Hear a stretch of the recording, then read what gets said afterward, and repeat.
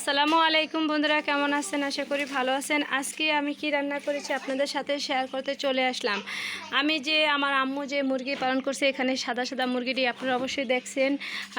সেই মুরগিগুলা এমনি অনেক বড় হয়েছে, তো প্রায় 1.5 কেজি 2 কেজি ওজনের। আজকে আমি সেই মুরগিটা আজকে ভুনা করেছি, কোনো আলু দিয়ে নেই, শুধু গোস্তটাই, শুধু মুরগিটা গোস্ত রান্না করছে একলাই, এটা কোনো আলু টালু দেওয়া হয় নাই। তো বন্ধুরা, আজকে সেই মুরগি জবা করে নিজেই জবা দিয়ে নিজেই কুটে নিজেই রান্না করেছি।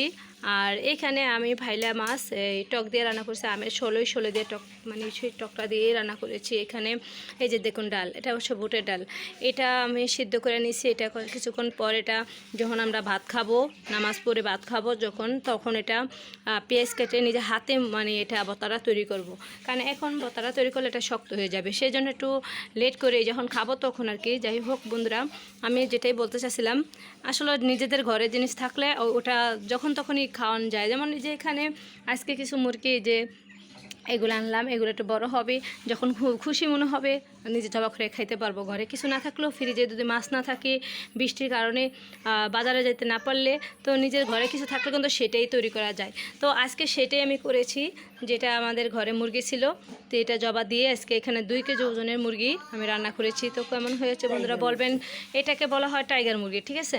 এটা রিয়াল না টাইগার, এটা মনে করেন এটা লাল হয় মুরগিটা, প্রথমে ফার্ম মুরগির মতো সাদা, তারপরে এটা ঠিক এটা লাল হয়ে যায়। তো সেই মুরগিটা আজকে আমি রান্না করেছি। তো বন্ধুরা বলুন কেমন হয়েছে, যদি ভালো হয়ে থাকে আপনারা বেশি করে শেয়ার করবেন, সাবস্ক্রাইব করে পাশে থাকবেন, পাশে থেকে বেল আইকনটি বাজাবেন। আর সবাই আমার জন্য, আমার ফ্যামিলির জন্য, সবার জন্য দোয়া করবেন। আর যে এখান থেকে আসেন প্লিজ কেউ দয়া করে স্কিপ করবেন না, ফুল দেখার চেষ্টা করবেন। বন্ধুরা আপনারা সবাই আমার আইডিটা ফলো দেবেন। আজকে এই পর্যন্ত, পরবর্তী আবার আপনাদের সাথে দেখা হবে। আল্লাহ হাফিজ।